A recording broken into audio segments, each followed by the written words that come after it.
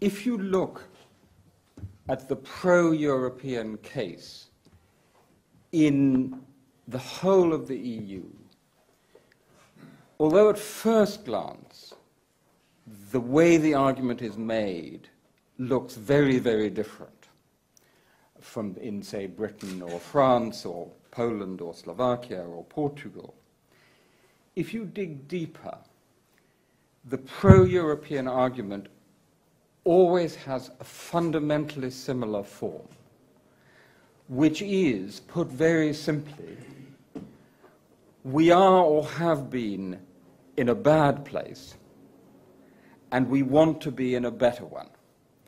And that better one is called Europe, right?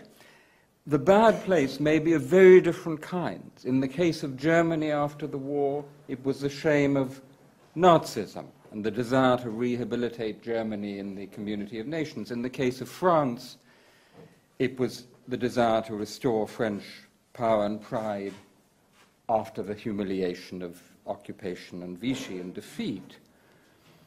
In the case of Spain, the bad past was Franco's dictatorship and the desire to get out of it. The roads to Europe and democracy went together, as indeed in the case of many of the new democracies of Central and Eastern Europe. In the case of Britain, I think if you look at the pro-European argument in the 60s, the bad place was particularly about economic failure. That was the driving force. But in each case, the shape of the argument is you are or have been in a bad place, you want to go to a better one, and that better one is Europe. So the problem comes when we're all in it.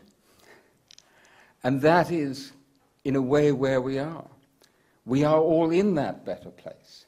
We have all traveled, hopefully, which was jolly nice, but now we've arrived.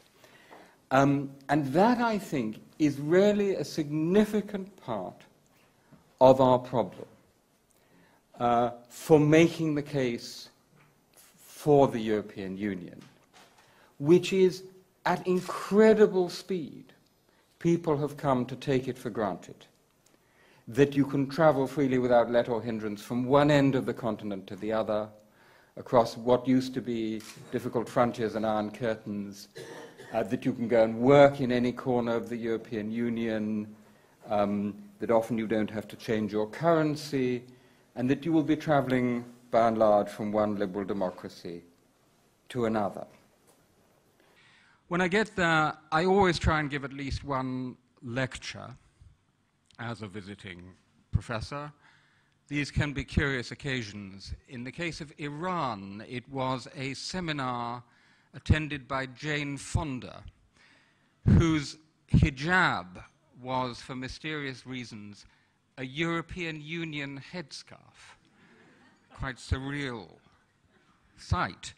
The main speech was an endless speech in Farsi without translation, of which I understood approximately one word in 100. But that word recurred with great frequency, and that word was Chomsky.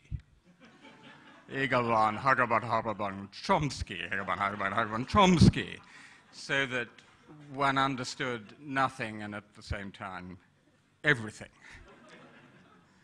In Serbia, the host, my academic host, appeared 2 minutes before the lecture began and said, I'm terribly sorry, I can't chair this lecture. They're bringing guns from the forests. The insurrection has begun. And disappeared. I felt I should try and using this excuse in Oxford one day.